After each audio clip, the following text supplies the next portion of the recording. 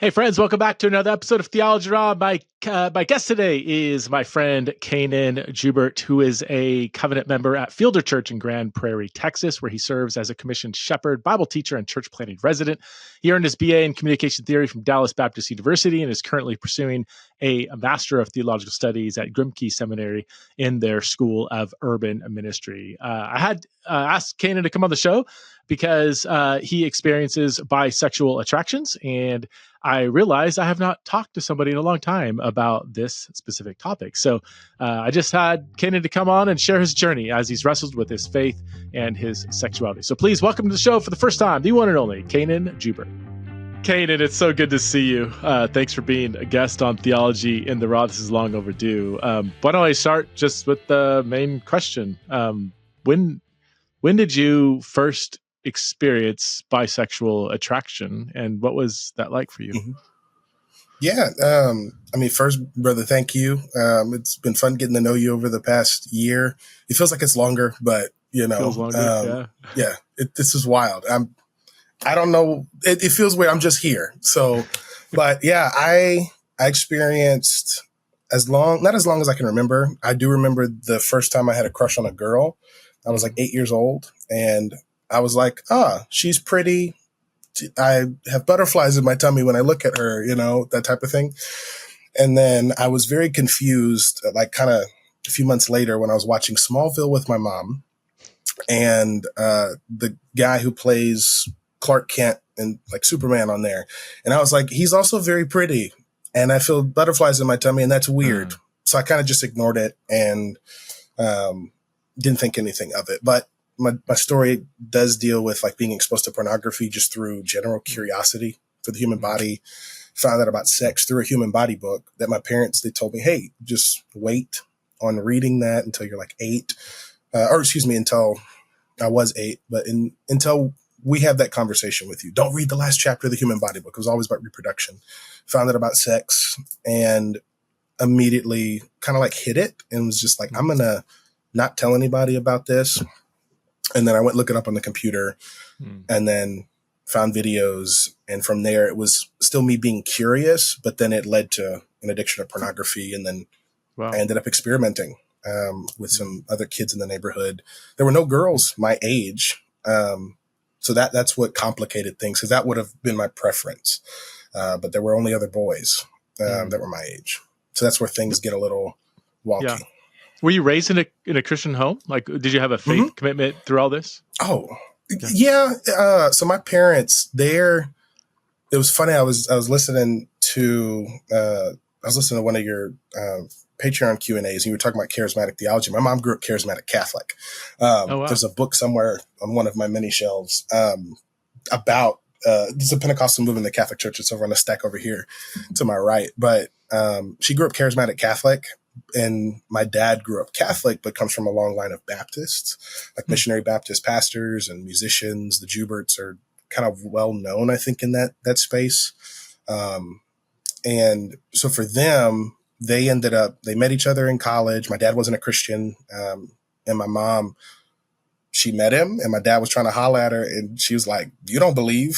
You're not going to date me until you know Christ. And the Lord had impressed on her, hey, that's your husband. And she's like, no, he's not a believer. So he ends up getting saved at a Carlton Pearson rally. And I think Jesse Duplantis, like all the word of faith people, they were preaching, and my dad got saved. He met Christ, and my mom has been a Christian since she was like 4 or 5, I think, got baptized when she was 7, kind of in the tent revivals. And so they get married after 4 years of dating.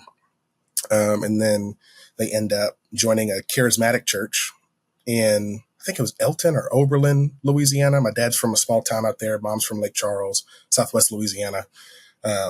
So if people are wondering, what is he? I'm Creole, Louisiana Creole. And then they ended up moving to Baton Rouge, and my dad was on staff at Bethany Christian School, which is a part of Bethany Church out there. And so they were Baptistic, but then the pastor, while he was in the SBC, got filled with the Spirit, started speaking in tongues, and the deacons kicked him out. They fired him, and so he started Bethany Baptist Church down the road, where they were doing Baptist ecclesiology and also Holy Spirit stuff. They're like, hey, let's smuggle these Bibles into China and the Middle East. Let's go to the 1040 window and we're going to lay hands so you can get the Holy Spirit. And that was kind of the space. They were planting churches. We moved out to Texas, the DFW area, when I was like 2 or 3. Mm-hmm. It was September of 2002. So I was coming up on 3 years old, and we just joined a church plant. My parents ended up leading there. My mom was like part-time staff. My dad was a junior high minister while also working in public education. And then he joined another church as youth pastor. After that, we helped plant a church out of that previous church plant. And then we joined a church merger that was a younger Black Baptist church and an older white Pentecostal church that merged on the west side of Dallas. And I got saved at that church when I was 11, where I felt my story has a lot of like with the sexual experimentation, suicidal ideation. I recently found that I'm an Enneagram 4, not an 8. So there's a lot there that makes so much sense now, where I felt intellectually lonely as a child. And it was very, very dark for me.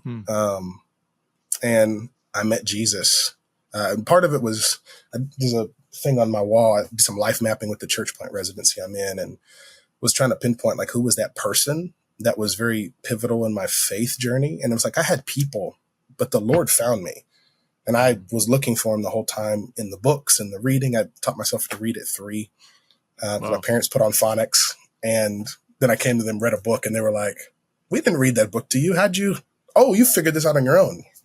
And so was really advanced, but still socially my age. And so that was very complicated and confusing. But then I met Jesus at 11, and I felt the conviction of my sin where I was like, I don't want to do those things that I was doing. And by his grace, he freed me from suicidal ideation, where I was like, I want to die. I don't want to live. What was the cause of the suicide ideation? Do you know what was it wrestling with did it have to do with your sexuality or? Not really. I was just angry. I figured out what racism was when I was like 6. I was in class and there was a teacher I had. She was a white teacher. And I didn't really have the language of white and Black. I'm like, I'm Creole, so I have family that looks like your family. I have family that looks like a traditional Black family. I have cousins that are half Asian. My grandmother on my dad's side is half Native American. So I'm used to like multi-ethnic spaces. But then coming to DFW, it wasn't like that. So I'm in class and I just see this white teacher and she's consistently mistreating the kids that are darker. And I'm confused, but I don't have language of like, that's racism or colorism. I'm 6. So I'm feeling these feelings. Yeah. And I'm like, that lady's being mean, but she looks like my aunt and she's being mean to these people that look like my cousins. What's going on? Wow. Now knowing that's what it was, but I just was angry at people. And then there was a lot of stuff I experienced with an education because of the school my dad was working at. It was the school where the lynching tree was in Mansfield, Texas, which was the last school district to integrate in the state of Texas. And he dealt with a lot of pushback in the district. And so for me, what I saw or heard was a lot of adults in leadership and authority that didn't like my parents, and they would say things because they're Black or because they're minorities. And I'm confused because I'm like, that's not what I'm being taught. That's not what I'm seeing at home, So the suicidal ideation, I think, came a lot just from that of like, I'm feeling different and othered. I just want to fit in. I don't. And I'm just mad at the world and I don't know what to do with this anger and this pain that I'm experiencing. But it was never really stuff that was directed at me. I'm seeing it happen to other people. So I think some of that there was just like, I just want to die. I just don't want to live. But I'm like 10. Yeah. And so that's the confusing part. Did your sexuality present challenges to your faith? Or when did those two categories, your faith, your sexuality, start to interact with each other? If I can put it like that. Yeah. It's interesting because when I was 14, that's when I initially thought that's when I thought I had the first like legit crush on a guy. Okay. And then after remembering, oh yeah, I was that kid that was, with my mom and she's shopping for bras and I'm, so I'm looking around and I'm like 9, 10 and I'm curious, but also when I'm with my dad getting underwear, I'm looking at the underwear packaging, but I didn't have language for that until a few years ago. So when and I you're was totally 14, keeping this. You didn't talk to anybody about this at this point, right? Not really. My parents were aware because they're like, okay, he's looking at pornography. And they didn't know about the experimentation stuff till I was like 15. So this was like well after I'd come to faith and began to talk about my story with people at our church. But we were still in kind of the charismatic world, and they didn't have a lot of the language, which is where Christian hip hop will eventually play. It'll come into play in a second. Yeah. But for middle school me, and then later, I'm like, I really liked doing the stuff I was doing with those boys, but I didn't do anything else after I came to Jesus. So I'm still having these like longings. Okay. And it was purely like sexual. But then when it came to the more emotional side of things, that was when I was 14. And a guy I was really close with at school, it was a kind of a group of 4 of us. There was just one day that I guess he looked really attractive, and my like mind reacted a certain way and my body did as well. And I was confused. So I went home later and I'm like doing homework, whatever. I go to sleep and I'm laying down and I'm like thinking in my head, am I gay? But I couldn't verbalize it because I still was having crushes on these girls that like, I'm still having those attractions, but I didn't have language of, okay, one, it's not sinful to experience same-sex attraction. It is a result of sin being in the world. I do believe it's a broken desire that God didn't originally intend in his design, but I didn't have that language yet. I'm 14, horny, confused, and I had just come to faith 3 years ago and didn't really have healthy discipleship until I was about 15 or 16 years old. Okay. And so I just remember laying in bed and I'm like distraught and I can't verbalize I'm gay because I wasn't. And I'm not, but I didn't have that language. So I just ended up going to sleep, whatever, kind of forgot about it. Freshman year was around a lot of older kids. And they had some gay kids like in student council and stuff. And I was kind of around them, but the things they were doing, which was just the licentious living, just living sinfully, I just was not about that. But then this whole time I'm still watching lots of pornography where it's only men in the pornography, but then still feeling these things about women. There was a lot there. Yeah. I was going to ask about the porn. Was it towards men or women? Or I was assuming both, but you're saying the porn part was strictly towards men. Can you unpack that at all? So this is where some of the race stuff eventually will come into play, but it was, I watched, I guess, the straight porn. I'd watched that. And then once I found out about gay porn, and I didn't have the language of gay. I just knew that there are couples where sometimes it's 2 men or 2 women, but I knew that wasn't a part of God's plan. The way my parents taught me. And so when I found out what gay meant, I went to look it up and I was like, oh, 2 men. Okay. And then from there, found out about gay pornography. And then I was curious, and it was kind of that same thing, rabbit trail. I'm like 10, 11 at this point. Gosh. And this is right before I became a Christian and just was, I guess, just drawn towards that. And some of it, I think, is because of I think it was more heightened towards men because of the experimentation. Okay. Which doing a lot of kind of like inner work and just praying and talking with people, journaling, therapy, past like 4 or 5 years, that has helped me realize had it not been for the experimentation, I think I just would have had a pretty level bisexual orientation or a set of attractions, but it was heightened and very androphilic, very towards men for years to where really kind of the past year, that's why I'd reached out to you initially and was like, hey, do you have an episode on bisexuality? Is because I was processing I don't know what I'm doing, because when I go into a coffee shop, I don't see 10 hot people and 5 of them are guys, 5 of them are girls. I'm seeing 10 hot women and 10 hot men, and it's 20 people I'm attracted to. So it's like double. And that's more recent. But before it was like primarily men. And I didn't know what to do with that, because it was like, but I still like women, but then I'm not watching the porn. But then some of that was with wanting to honor women because I have 2 younger sisters. And so I just was thinking like, well, I wouldn't want to do that type of stuff to somebody's daughter, and still desired a wife and kids, but then am watching all of this, like men go at it with each other sinfully. And I'm just like, I'm thrown off. And when I was 14 though, my dad, he caught me looking at pictures or something I had on the school iPad, and he was one of the principals at this school. And so he's like, hey, first of all, you need to stop because you're going to get me fired. Second of all, in this house, we serve the Lord. And while you are living under my roof, you will not do these things that dishonor God, because I have to answer to God for how I lead this household, how I love your mom and you guys, and what I allow to go on in this household. I have to answer to God. And so when he did that, when I was like 14, that like something clicked, and I didn't stop per se, but I was a lot more hesitant to go after these things. And that really helped me just realize like, oh no, this is serious, you know? And then when I was 15, pursued a girl, but then still was liking guys, but I'm more serious in my faith, was getting discipled, but then didn't have the language of, hey, I'm attracted to both men and women. I just was like, oh, I'm struggling with homosexuality.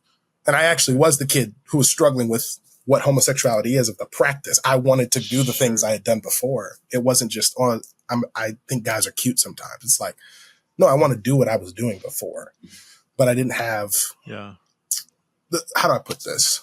I love those people to death. I'm still in relationship with some of those folks, but they were not theologically equipped to kind of navigate the conversation, which was heartbreaking, but then it makes sense. You know, hyper charismatic. Hey, if you read a lot, then you're going to fall out of love with Jesus type stuff, kind of anti-intellectual. But we're from Louisiana. But then my mom and dad are both nerds and could easily get their PhDs because they both have, my mom has 2 master's degrees and is like, oh, maybe I want to get my doctorate. I don't know. And she works in higher education. My dad's been an educator for 30 years. So I'm around knowledge, but I saw real faith. Okay. So I think now everything's starting to come into play, but I had essentially tried to, for years, intellectualize my attractions, which was unhelpful. Because I'm trying to understand why I like guys and girls. The whole time I'm feeling these feelings, but then my outlet was porn and masturbation.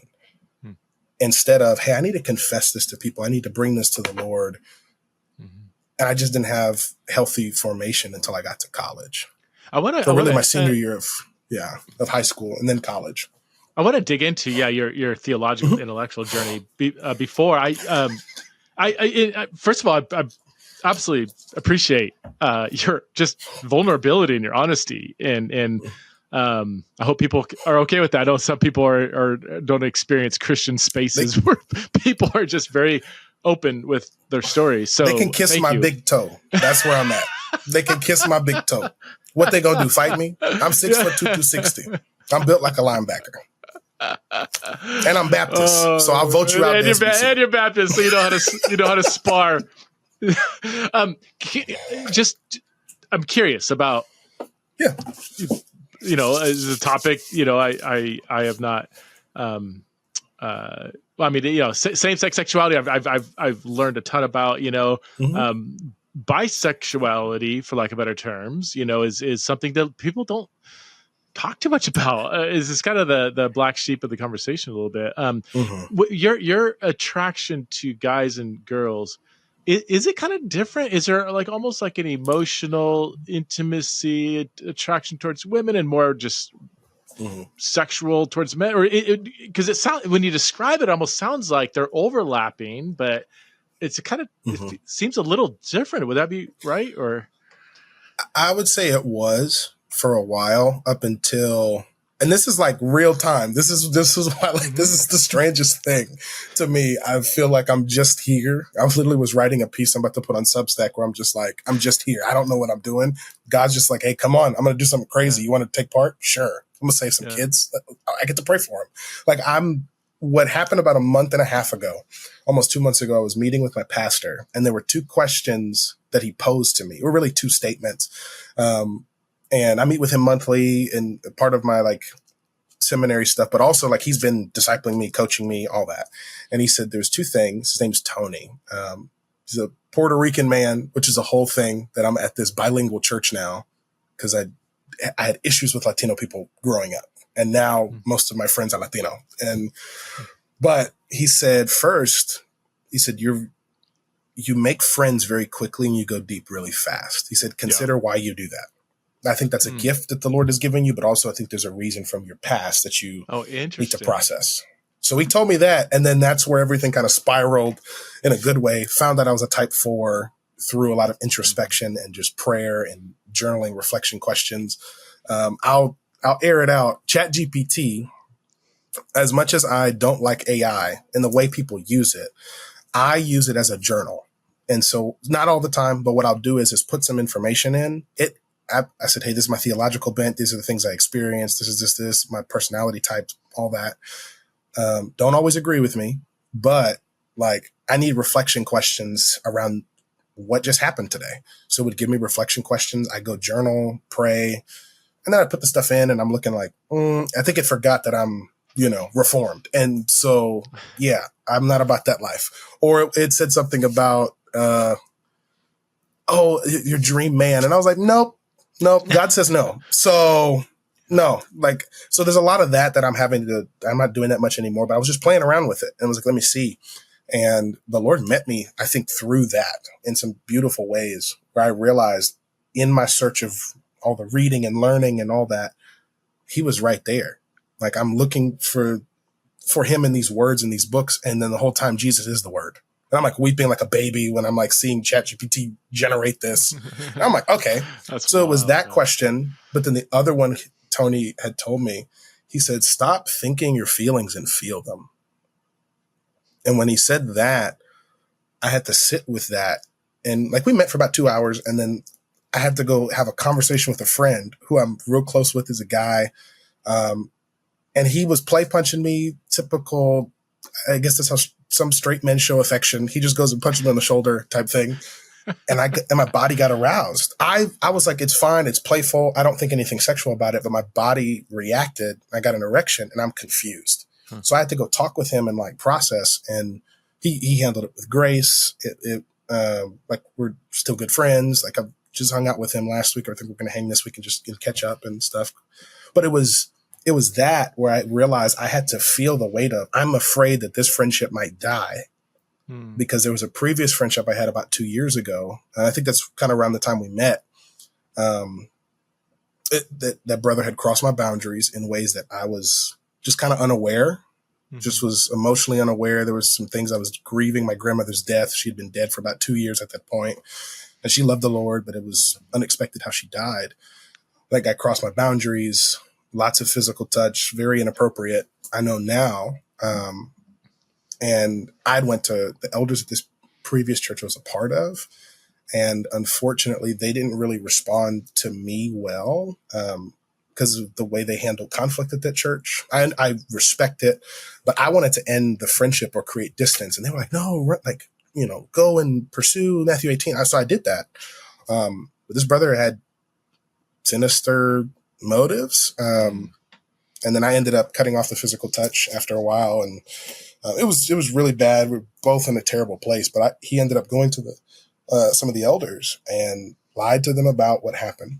And I was put under church discipline, and they called it care and correction, where I had to do 4 counseling sessions. And part of it was there was just confusion, and the elders could not agree on kind of where the lines were crossed and blurred. And I think some of it was healthy, and then it became unhealthy. And there's this mix in the middle of where I was just confused, but I was open with them about my story. They knew, they were aware, but they just said I wasn't above reproach, and I respect them for it. And I agree with them there. But they mishandled the situation with that guy.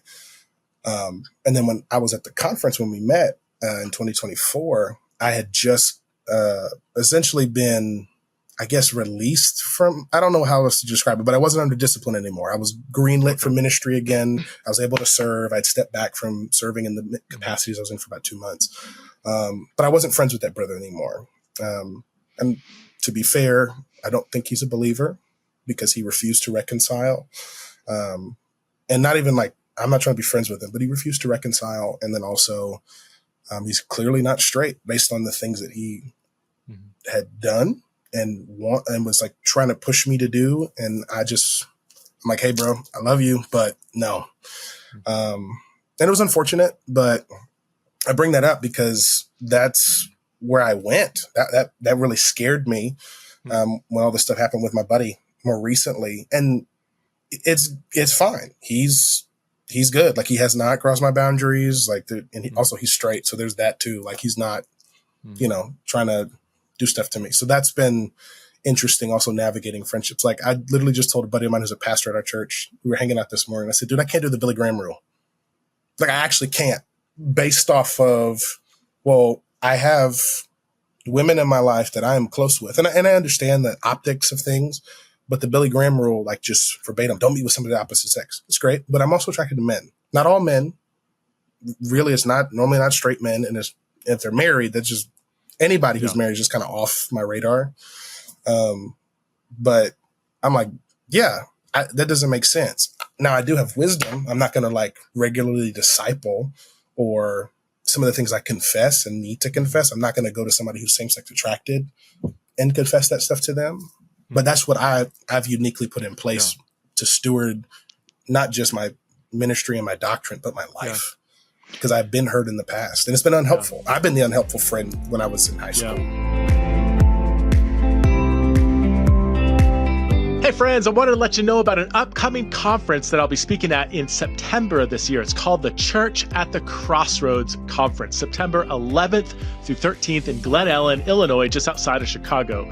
Rooted in scripture and led by Palestinian Christian leaders alongside pastors and peacemakers from across North America, this conference invites American Christians to engage in honest reckoning, prophetic reflection, and faithful action. I'll be speaking at the conference alongside others such as Shane Claiborne, Jamar Tisby, Munther Isaac, and Gary Burge, and many others. And they are offering Theology Raw listeners $20 off conference registration. Just go to churchatthecrossroads.com and enter TITR at the checkout. That's churchatthecrossroads.com. Enter TITR to get $20 off of registration. See you there. I mean, I think people can kind of gather you're a reader. You're a deeply intellectual person.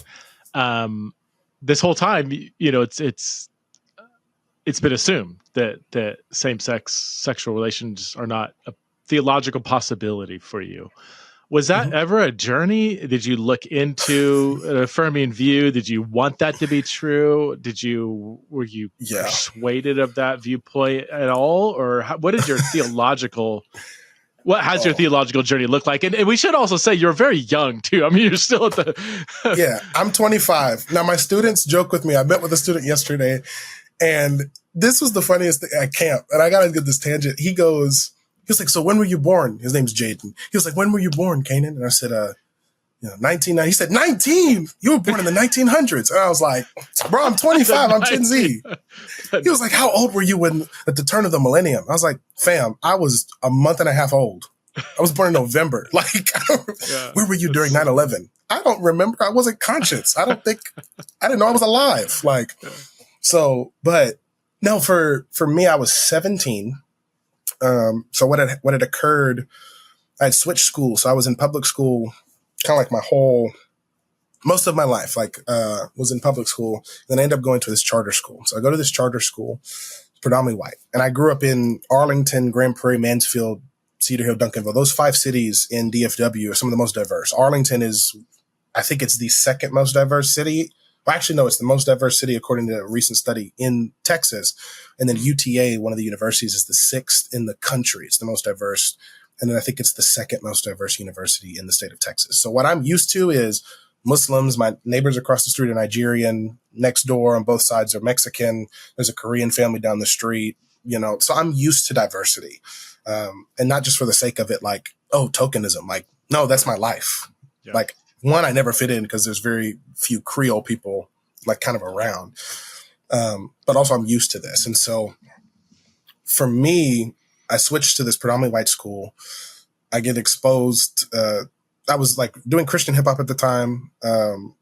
a friend of mine I got the CD right here. I grabbed it from the car, but it's called Hotness. It has all of the 116 Click, their Man Up album. And that was like at the pivotal time when I got that when I was 13.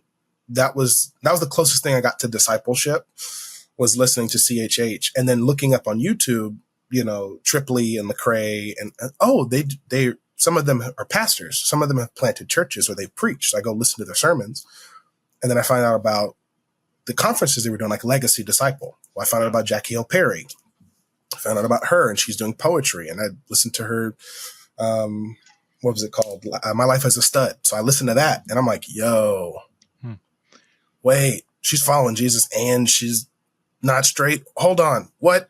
So there's that. I found out about you probably the next year. I don't remember how, but I think I went to Mardell or some bookstore and I saw Living in a Gray World. And I don't remember when that was published, but I remember reading it, and I was like, cool. And I think I was 16, but I had never read Affirming Arguments, and switched to this predominantly white school, was trying to date this girl. That fell through because she couldn't date. I couldn't date. I had no car because my parents were like, you're going to go sin if you go drive. And I'm like, I'm trying to go to church and get a job. That's the two places I'm trying to go. I'm not trying to sin like that anymore. Well, then go to youth camp, had a horrible experience. I remember there was this young lady who we ended up like reconciling. It was fine. I was real good friends with her husband. We helped plant a church together when I was in college, but I think she had called me stupid, and she meant it. And that's something for me.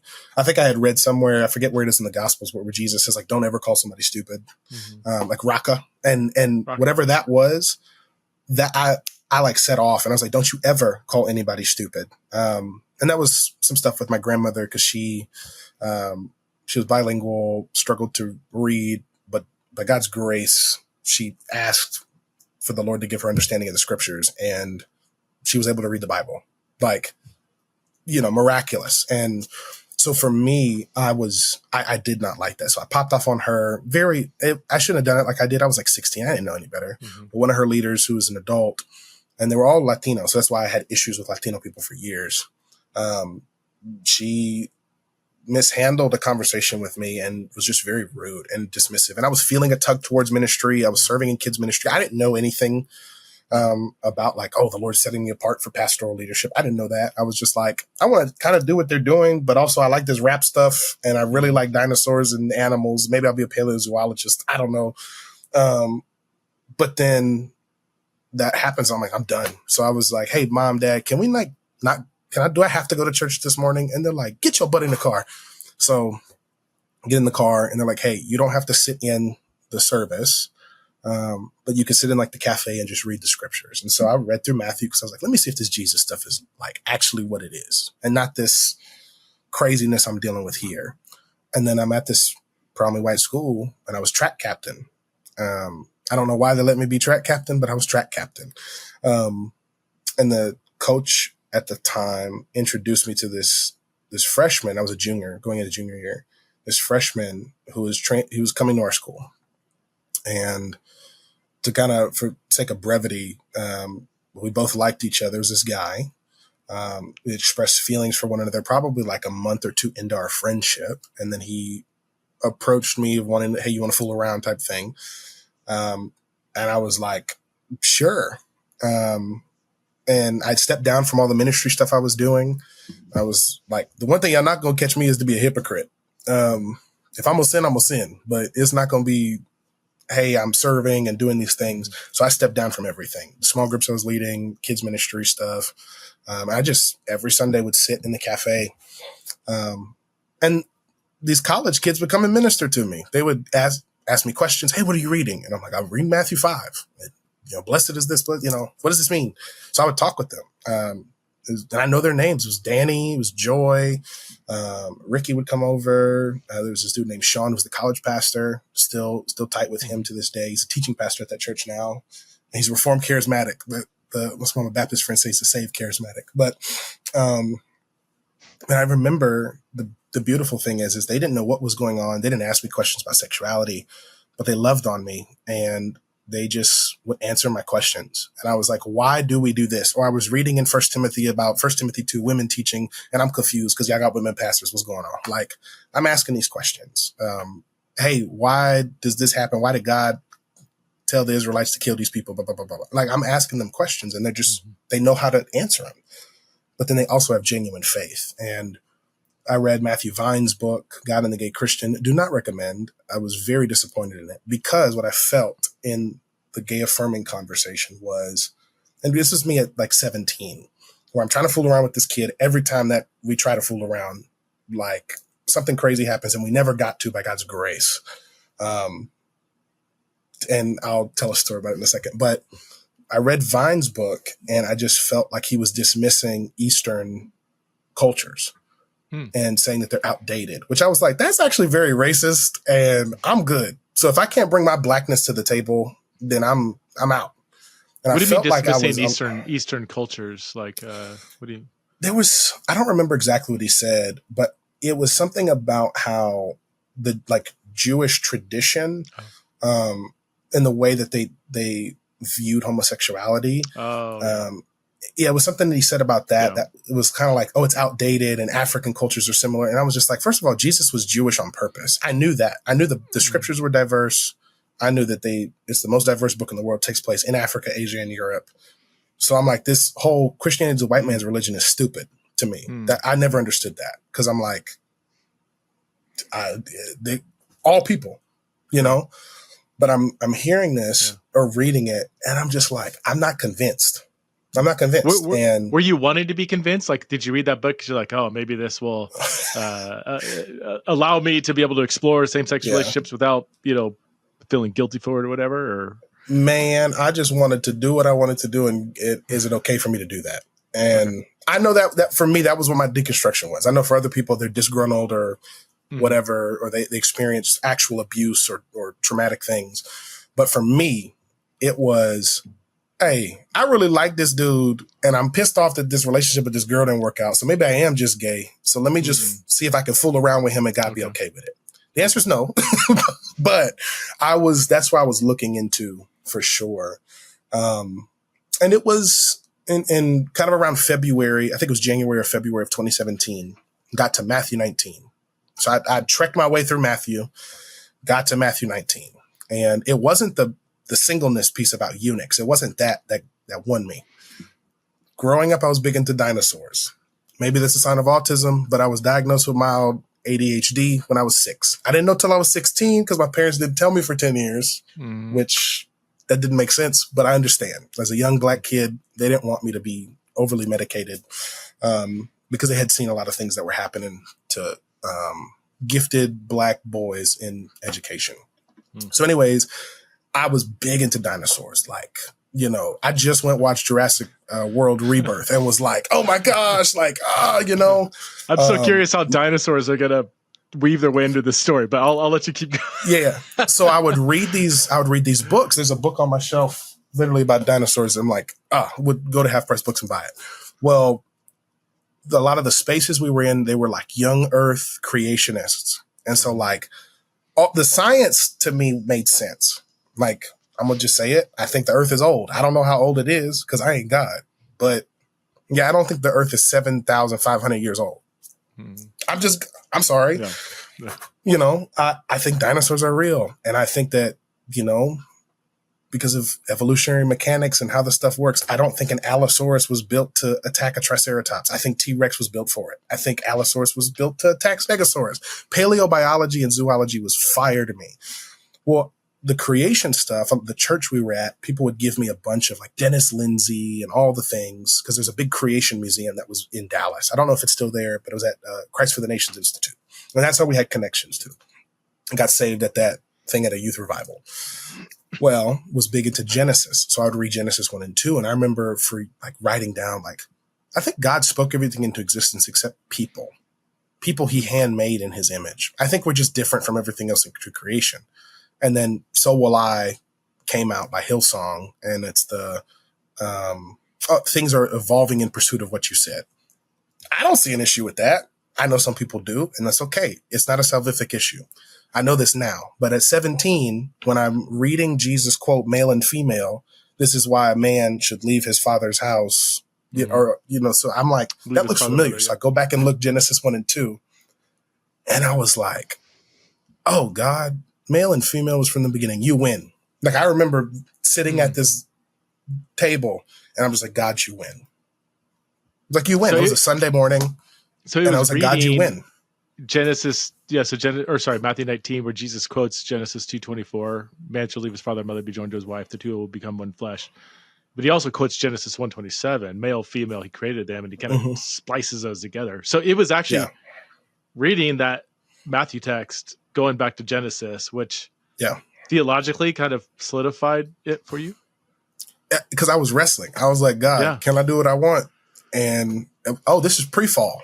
Because all the Christian hip hop stuff, like I didn't really like the play music, like I don't know how else to describe it, but kind of the youth group music. I was into Joubert, Propaganda. I liked Lecrae, but I liked more of his mixtapes. I liked more of the cultural stuff. Like I'm big into conscious hip hop. Like I'm a hip hop head.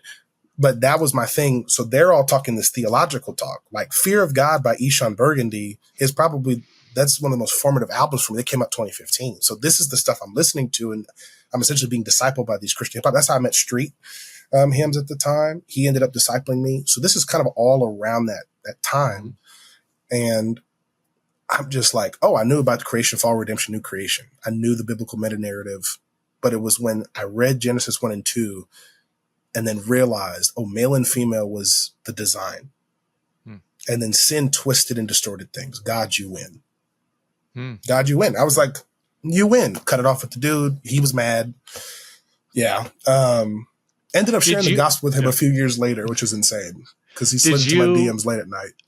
when you as a committed Christian who now has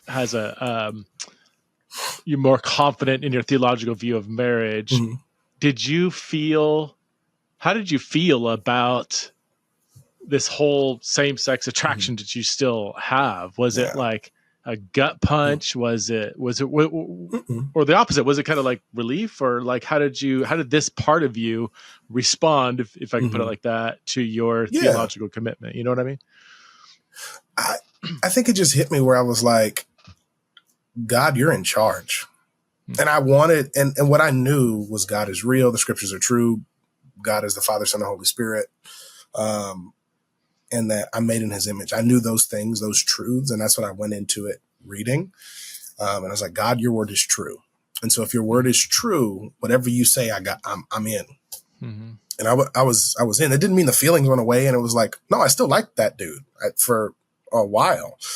And the next year I had like a whole kind of grieving process where I was like, man, I wanted a relationship to happen with him, but God said no.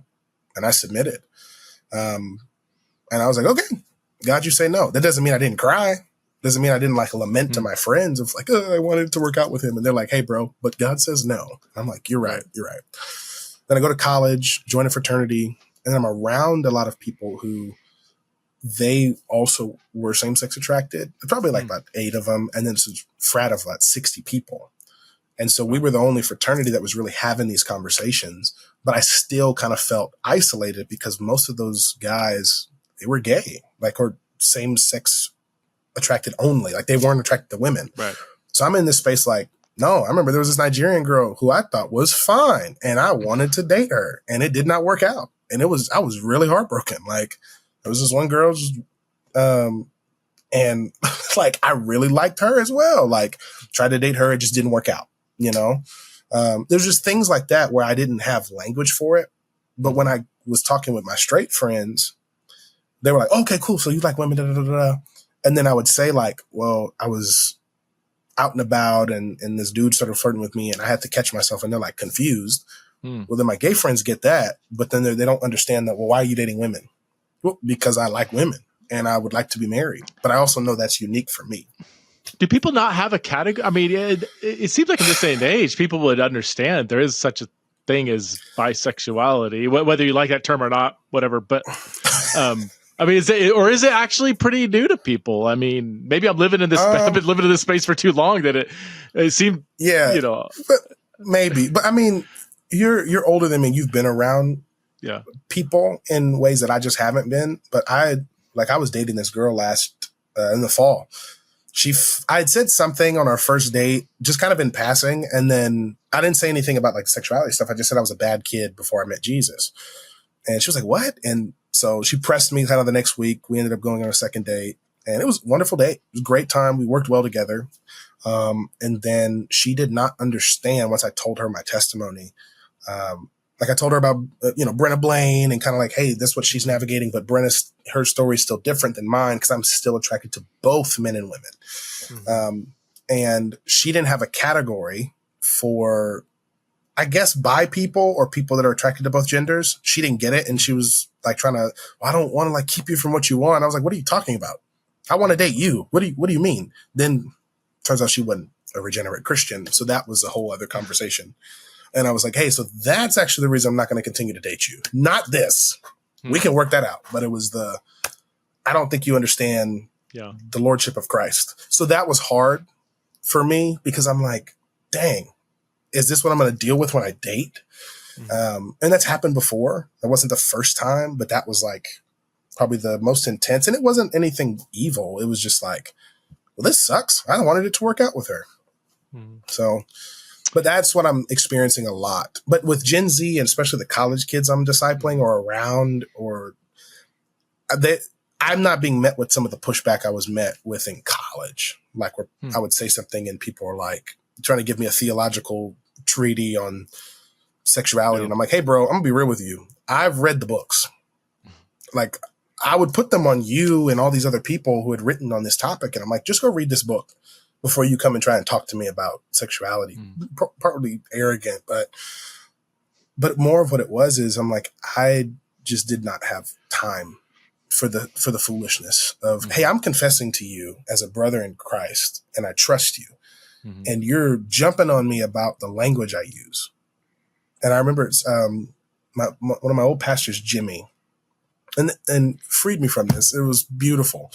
Had a convo with him because he preached a sermon on sexuality. I listened to the sermon. I was out of town at a friend's house in Houston. So I watched the sermon and I was kind of disappointed because the applications out of 1 Corinthians 6, the two things he said was like, hey guys, like if you're happy that I like am wanting to bash the LGBTQ plus community, you're also a sinner and you need to repent. So that was the first one. And the second one was to queer people outside of the church.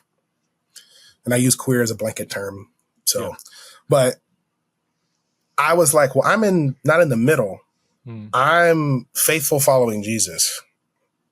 And I'm also not straight. So I, shot him a text. We met the next Sunday. We were in his office talking and he was like, oh, dude, my bad. I didn't realize. I really was just focused on the masses and the people in our church. Mm-hmm. And there were multiple people I'd talked with that also felt the same way. I just had, I guess, the guts to go and talk to him. But he was discipling me. So the next day, he and the lead pastor ended up recording a video talking about like how same-sex attracted Christians can continue to walk in faithfulness in the life of our church. And it was great. And that was helpful for me. And then I had another convo with him because I had some friends and some peers that were pissed off at me for using bisexuality or and I'm trying to articulate that's what I'm experiencing. The language, just the word bisexuality. Mm-hmm. Yeah. Yes. So you've had to navigate the whole language debate. Yeah. What's that been like? Yeah. And that's where Jimmy was just like, bro, people are going to misunderstand you. Just go and say you're bisexually attracted or say that you're attracted to men and women. It's not that deep. He's like, I think you're overthinking this, but also they need to grow up and like, just chill out. It's not that serious because for him, he knew me. He knew where I was in my faith. I'm not elementary in this. I know kind of where I land. I believe in Reformed soteriology, Baptistic ecclesiology. I'm complementarian. I'm charismatic and continuationist. I'm contemplative. I know where I'm at theologically. And at the end of the day, I still have these attractions that go against God's design, and I have to say no to my flesh. So I think it's with the language piece, I just have to be mindful of the setting.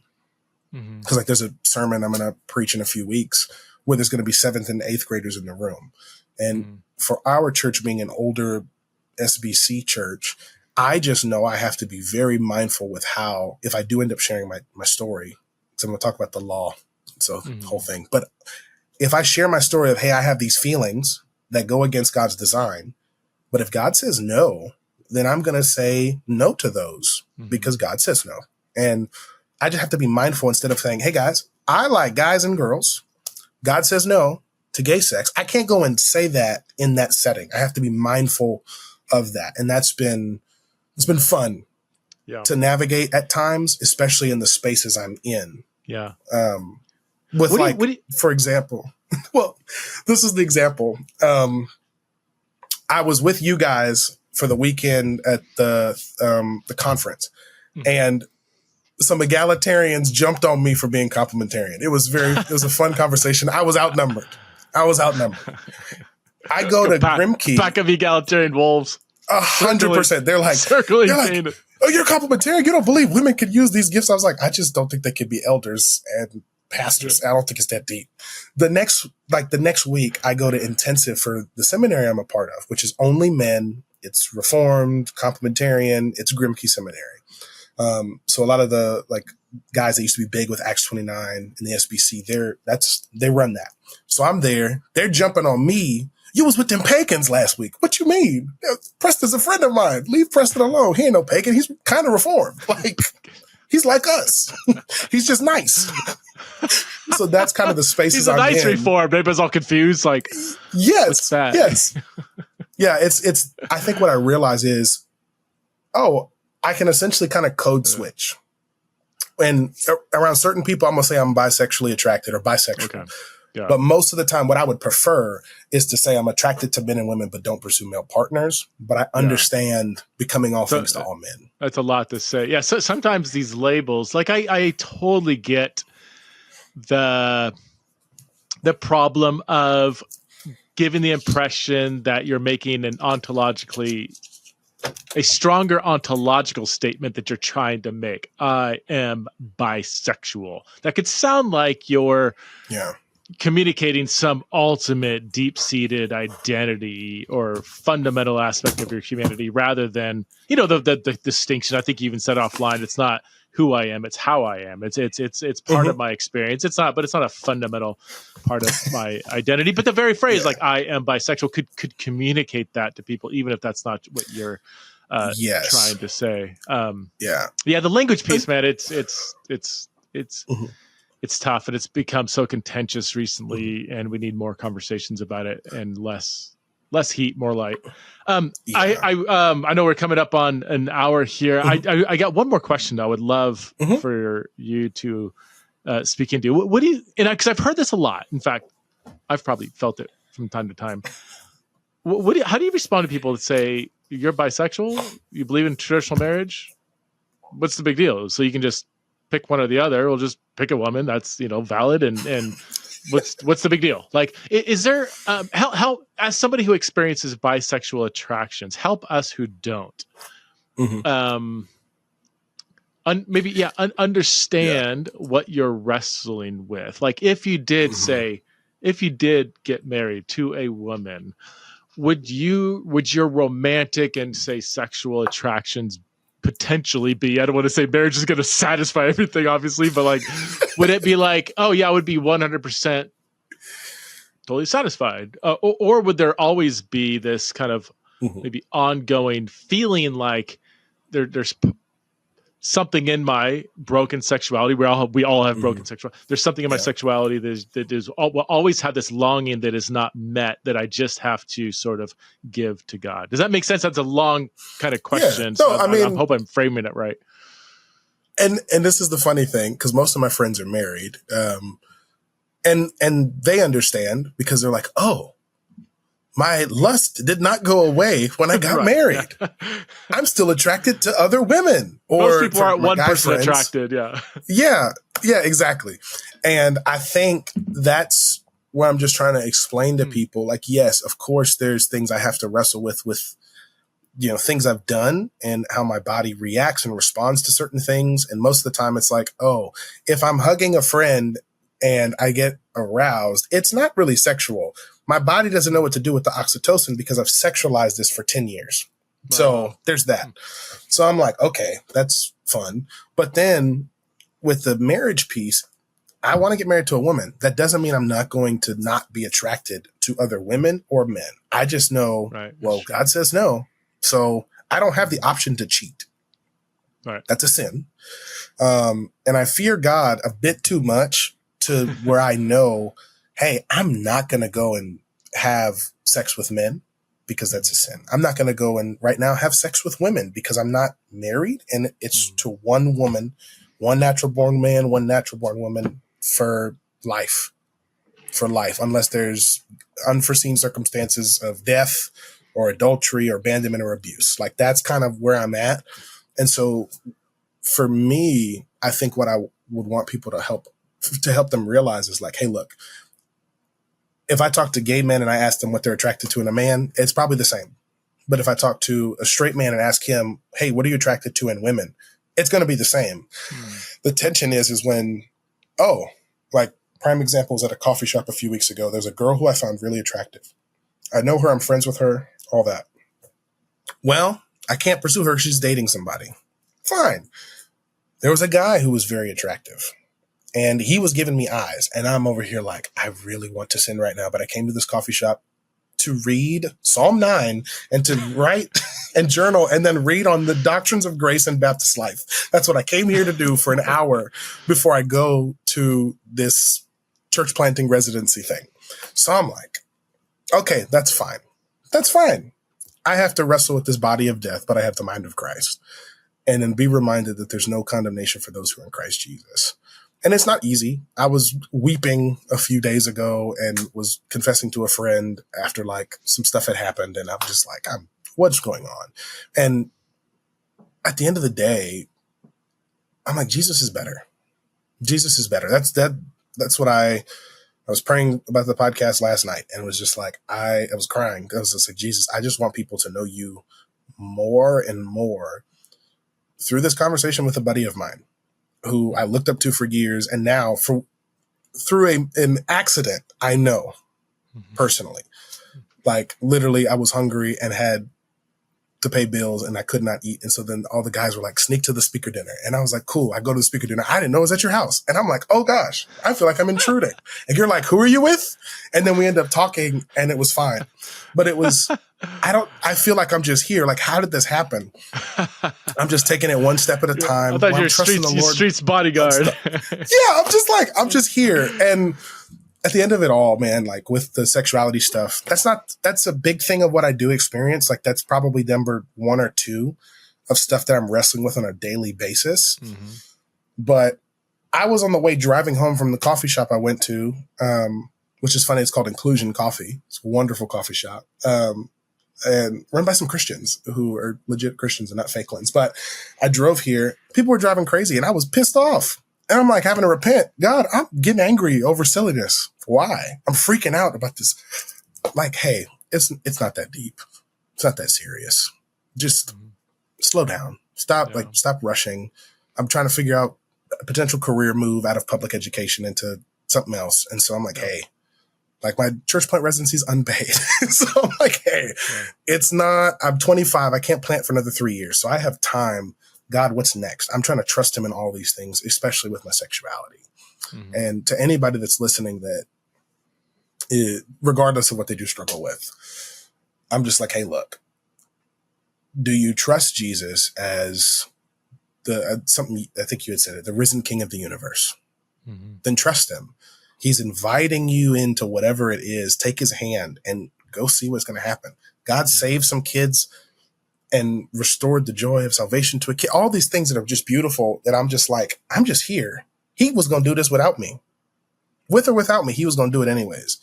And I think, you know what? I want to submit my life. And I do have to think about things in the future of, hey, what might it be if I end up having kids and one of them is same-sex attracted? Well, I'm going to know how to navigate it, but I want to give them the space that, my parents and I are close now, but they didn't handle it well growing up because of the charismatic stuff and some of the funky theology.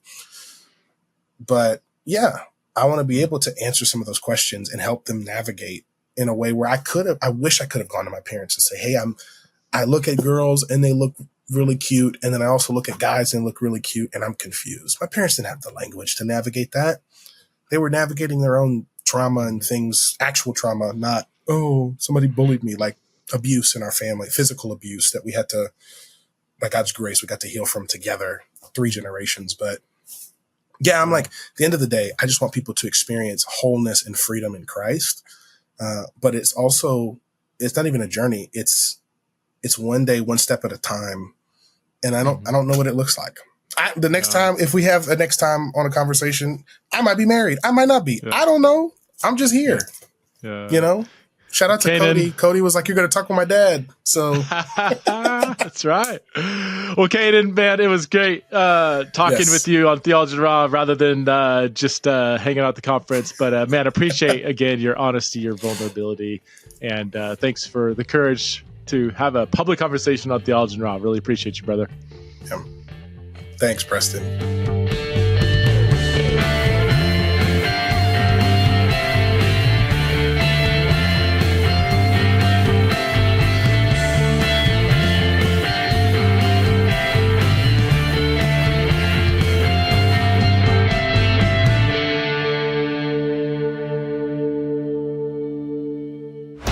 This show is part of the Converge Podcast Network.